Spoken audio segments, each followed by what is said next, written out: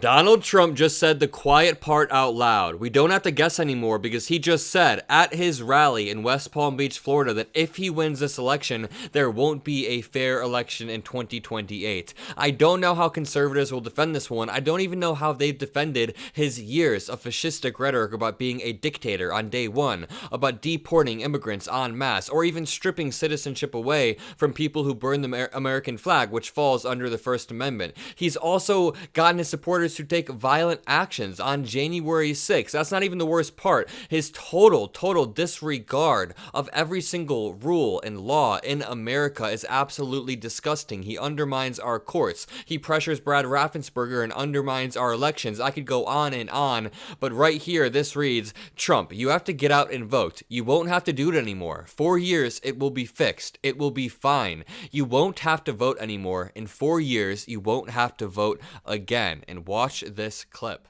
And again, Christians, get out and vote just this time. You won't have to do it anymore. 4 more years, you know what? It'll be fixed. It'll be fine. You won't have to vote anymore, my beautiful Christians. I love you, Christians. I'm a Christian. I love you. Get out. You got to get out and vote. In 4 years, you don't have to vote again. We'll have it fixed so good you're not going to have to vote. And again, he literally said, we'll have it fixed so good you won't have to vote anymore. Conservatives, if you're watching this, Trump supporters, if you're watching this, try to explain that in the comment section below. And if you're watching this and you think it means that there won't be a 2028 election, make sure you leave a like on this video to help boost my anti-Trump, pro-democracy message. And this comes at a time when Republicans have been calling to lower the temperature, to cool off the rhetoric in American politics. Then Donald Trump comes out and just says it outright. If you vote for me this election, we'll have it fixed so good you won't have to vote again. Here is Kevin Roberts, the president of the Heritage Foundation, saying that they're in the process of a second revolution and it will be bloodless. This is important. Watch. We're in the process of taking this country back. No one in the audience should be despairing. No one should be discouraged. We ought to be really encouraged by what happened yesterday. And in spite of all of the injustice, which, of course, friends and audience of this show, of our friend Steve know, we are going to prevail. That Supreme Court ruling yesterday on immunity is vital.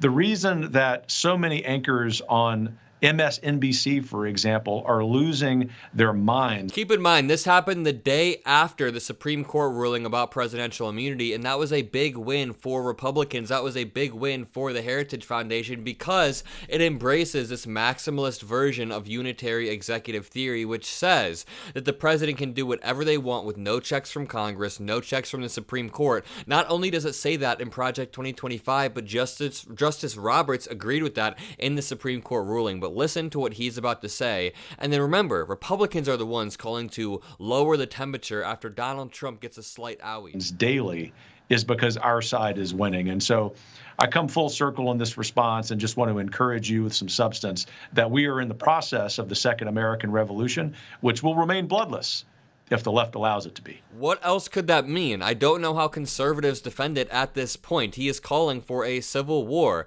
Like this guy, George Lang, an Ohio state senator who literally said that if Trump loses, there will be a civil war. So if Trump wins, it'll be a bloodless revolution. If Trump loses, it'll be a civil war. We are in a precarious position, and Republicans are gaslighting us by saying that we are the ones who are upping the temperature in American politics, and we should not take it. We should not allow for it. Kadi Payat said on Twitter, when we say Trump is a threat to democracy, this is exactly what we're talking about. And it's in reference to the clip where he's saying, we'll have it so fixed that you won't have to vote again. Jamie Harrison said, the crazed ramblings from the dictator on day one, he's fixing it so, quote, you won't have to vote again. You like your freedom, ?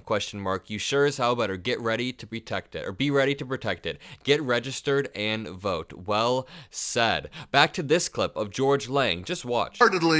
Donald Trump and Butler County's J.D. Vance are the last chance to save our country politically. I'm afraid if we lose this one, it's going to take a civil war to save the country, and it will be saved. It's the greatest experiment in the history of mankind.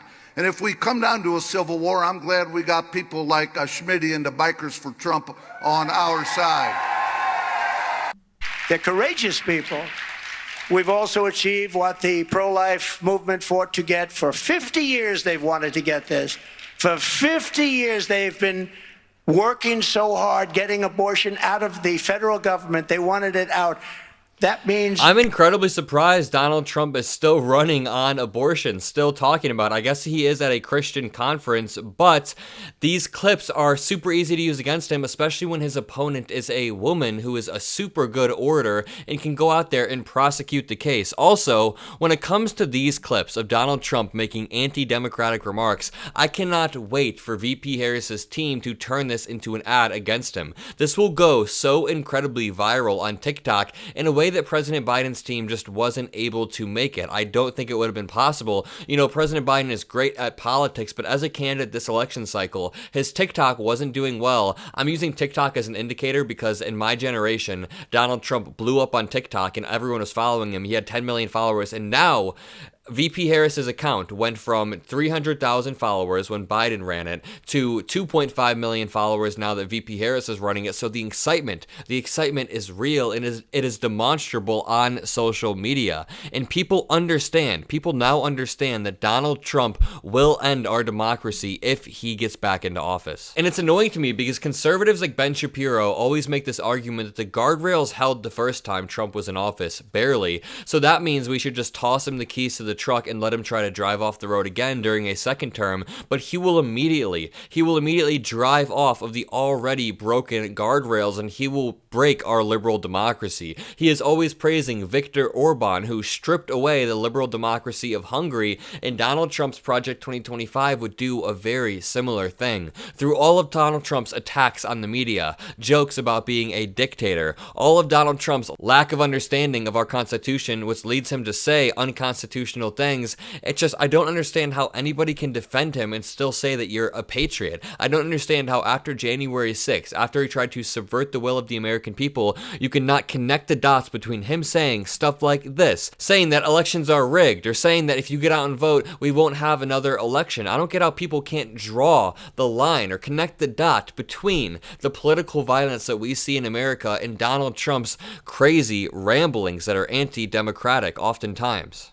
Well, what's happening to these people that have done serious damage? Have they been arrested? Are they in jail now, like the January 6 hostages?